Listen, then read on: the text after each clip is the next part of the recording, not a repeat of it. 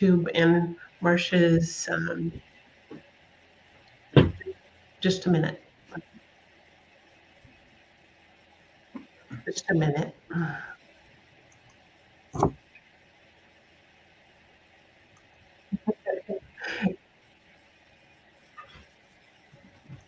It's actually, I've got it going. So it's streaming already. So, so we're streaming and I need to record. All right.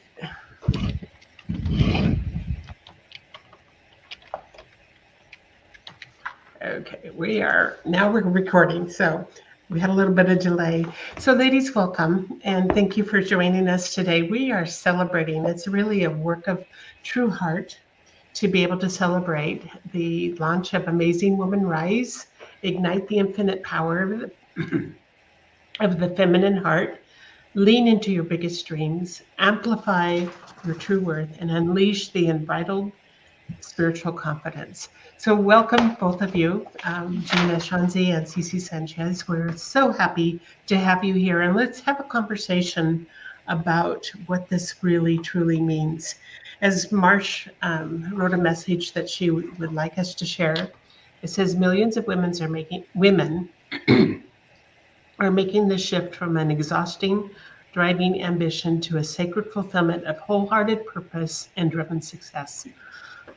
Excuse me, a success anchored in the power of the feminine heart. So, Cece, we'll start with you. What do you want women to know when you think about igniting the feminine heart? What I want women to know about igniting the woman's heart is that once you turn within yourself and believe in yourself, it is you're embracing yourself, loving yourself, and that it's the beginning of everything. Turning within and listening to your heart, for me, is the first step to truly embracing yourself. Yes, and then taking that forward. It's like meta meaning loving yourself and sending that all out. But first, give it to yourself. Fuel your spirit and your passions, and also with ease. It happens. It does happen. And to trust. It's really leaning into your spirit and intuition, and relaxing, finding that space to be in ease in your heart. That's, I think that's one of the biggest things is actually trusting. And as we start to learn to tap into our intuition, is actually believing that it's real, and that we can trust it. Awesome. How about for you, Gina? What would you want women to know about the power of the feminine heart? Well, if they are thinking of igniting that part of their heart, I would honestly say hold on tight. You're cracking open a world of magic. And, just like intuition, you mentioned, it really is magical, and all human beings have it. It's just a matter of having the faith and the trust and listening to it, as you mentioned. I'd really want women to know that, they're so creative and powerful, just beyond measure. And by igniting that power that's deep within each of us, they're saying yes. They're saying yes to those magical powers, to balance, to self-love, to unconditional self-love, really, because that's really the only love there is, and, when they do that, when women are trusting within themselves, kind of breaking the barriers that we were all raised within, and listening to their hearts and their intuition, and doing a lot of that work within. So you're doing the self-healing work. Everybody's suffered trauma in this life, and through that process, I think we gain that level of trust within our own hearts and our own feminine hearts, and step by step, we rise. Thank you for sharing that. And what was one of the biggest shifts for you as you started stepping into understanding the power and the the feminine heart and stepping into that? I would imagine for most women, but definitely for myself, it's been many, many steps. It's a long pathway, and some of the steps are baby steps, and some of the steps are big, giant jumps, and I think some of the biggest shifts that I've encountered is just really that back to that sense of trust and faith, that sense of knowingness and peace that I have within myself, um, the work that I've done through those steps of going inside and really listening to my heart and listening to my spirit and becoming friends with myself in a way. I don't even know if that makes sense, but really It does. creating a relationship with who I am inside of myself, not what I've been told who I am, or I'm supposed to pretend to be in this world. And, we are raised in a very masculine world. Women are raised in a masculine world. So to break through and crack open that feminine heart is such a beautiful experience. And it's really hard to describe in words. The shifts, because they're so subtle yet big, simple yet magical. But I really believe that the biggest one is that unconditional self-love, where I trust myself, I trust my judgment, I feel good about who I am, I feel creative, abundant, and I just live in gratitude, because really, why not? Wow, beautiful. Yeah, why not is the question. How about for you, Cece? What was the one of the biggest shifts that you needed to make? My experience in shifting is, I think about the evolution of the whole life, my whole life experience, and finally embracing myself. It's not outside me. And for many years, I've been doing the morning pages and writing, and maybe possibly, not being consistent, but having those glimpses of times where you began to write. So during the pandemic, with my busy schedule, I had 18 months off, but literally I just took the ground and moved with what I could do. And in fact, it was a very exciting time for me. And joining, I listened. My heart was just so expansive. I finally got to take these classes that I wanted to take, and a leadership program that literally helped support lift me. I was a hot mess, like, trying to get my creativity going, and it was just all over the place. But you know what? I decided to let go of perfection, and that would be the most important thing that I would like my message to be for the women out there. Let go of perfection, because you're already perfect. Just show up as we learn, and to always be tender to yourself, your inner creative child self. I love Pippi Longstocking. She's my hero. And I felt like I got to relive her again during the pandemic in my house and my crazy cat. So, but the writing and believing and coming back to those glimpses about finding, like in the sense like befriending yourself. It was like, to me, as I'm going to say it, the beloved. Like, I am the beloved. I am what I'm seeking. And once I can embrace that, it's like I felt whole, and it was okay to show up as I am wherever I am in life, and trust and know that I'm surrounded by supporting people and loving people, even if it starts with myself. So that's what I'd have to say. I'd love to say and express. And my art, getting back into my art, was what supported me too. And so if you have a creative passion or an outlet, to make a commitment, turn to yourself and make that commitment.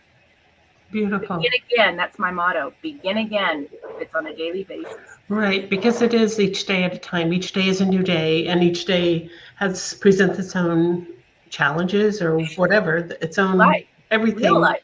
And stepping into that and just allowing yourself to be who you truly are, and really, if we fall down, get back up again. That's just the way it is. Yeah.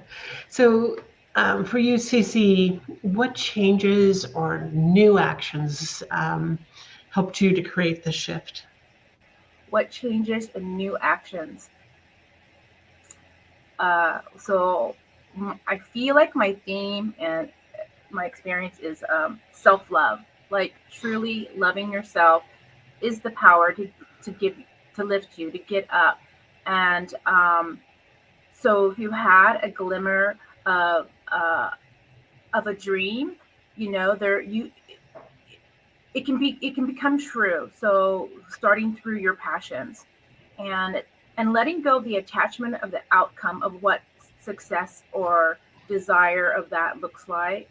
um, I just feel more ignited now that I began painting and writing, and I did a lot of stretching, putting myself out there during the last couple of years. And the getting comfortable with being uncomfortable is what I could say too. It's Mhm. okay to be uncomfortable, and when you're safe, especially in your passions and expressing your creative self, and to stretch to find out what's on the other side is bigger ahas than you could ever imagine when you can walk, go through that. And letting go of fear, because fear just continues to create more fear It does. of your It success. really, truly Mhm. does. Truly does. And it just honoring yourself, because it is a new journey for many of us to really step into the fullest expression of who we are. And many of us have not done that before in our lives. It's So frightening sometimes if you've never done it, it but is. isn't being nervous and excited is so much the same thing. Sometimes if you can just, you know, dive into your passion and uh, experience what your gifts give back to you and everything else. When people see that you're happy and going through your passions, and I mean, happy is happy, or I say joyful, or because it feels good. Because for myself, art, I cannot be in a good mood too, and at the end of it, I might feel better. At least my nervous system feels better, and I might have some clarity. Right. Even And the just being, calm that comes from the joy of seeing something beautifully created. Yeah. Yeah. So, what is one for you, Gina? What is one empowering thought, idea, message that you would want other women to hear today? Um, I mean, I would just say step out on faith. You be a risk taker. Just it's really. I'm not a believer in we live one life and it's like one and done. I believe we live many many lives, but live each one as if it was your only one. Really get out there. Um, Whether that takes you. I mean, everybody's on a different journey and everybody's got different experiences, but I think that a lot of the human condition is that we are in this dimension of where we experience emotion, and through those emotions, we do experience trauma, and that's for every person walking this planet. And I think that when we take when we take love for ourselves deep enough that we're willing to look at the pain, look at the trauma, relive it, heal it, let go, which again, just like you said, Cece, the fear, letting go of fear, you know, it's just everybody has it. And we all have to challenge ourselves to really step into it, look at it. I mean, I've learned that through looking at my fears, I've had to almost befriend them, understand that fear was there and showed up for me as a friend to protect me at a time in my life when I needed it. And to be able to mourn letting go is also important, that you can mourn Mhm. the letting go of a friendship, of somebody that cared for you, took care of you, but no longer is serving you. So we let go of that energy. But I would really love for all the women out there to work on self-healing so you can heal that inner child, let go of any fears, let go of any traumas that you've experienced, love yourself unconditionally, and, you know, always be a student of life. Just always research, follow mentors that inspire you. We have so many great, powerful women through the history of our world that we can look back on to encourage us. And I do that a lot. And I just think that if people also focus on consistency, you know, it's so busy, this world, and it gets very difficult to stay in a practice. And that's why things like meditation and prayer and visualization and manifestation are called practices, because it's like yoga. You're never going to get good at it until you continue to do it. And we're always making And you have to do it. it's so easy to make excuses, but and the last thing I want to say is self-validation. When you can really validate yourself, say, for example, making excuses, and when you don't make that excuse, listen to your inner voice saying, "Good job, girl. You did it. You didn't want to. You could have made every excuse in the book, but you showed up and you're here, and I'm proud of you and I love you." When I do that with myself, it is better than any validation than any person has ever or could ever give me in life. And that again goes back to unconditional self-love. So love is the answer. Awesome. Very good. How about for you, Cece? What do you have a special idea, a quote, a thought that you would want to share with women today?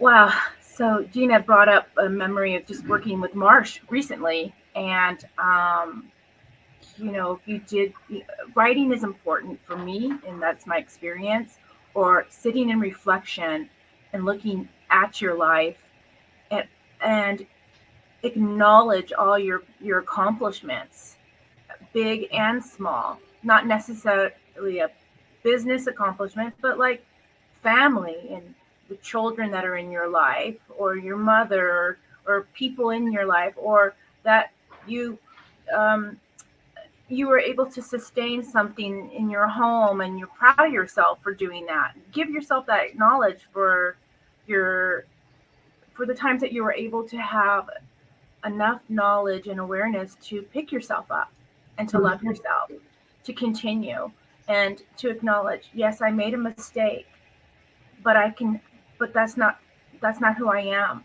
I'm going to pick myself up now and It's what you navigate. do with that mistake, right? Yeah, Yeah. yes. And I just love everything that I've heard today. And it constantly, like being a student of life, like just hearing Gina speak again, yes, yes, yes. So I think being around women that are going to inspire you, that are going to let go, that are going to acknowledge if they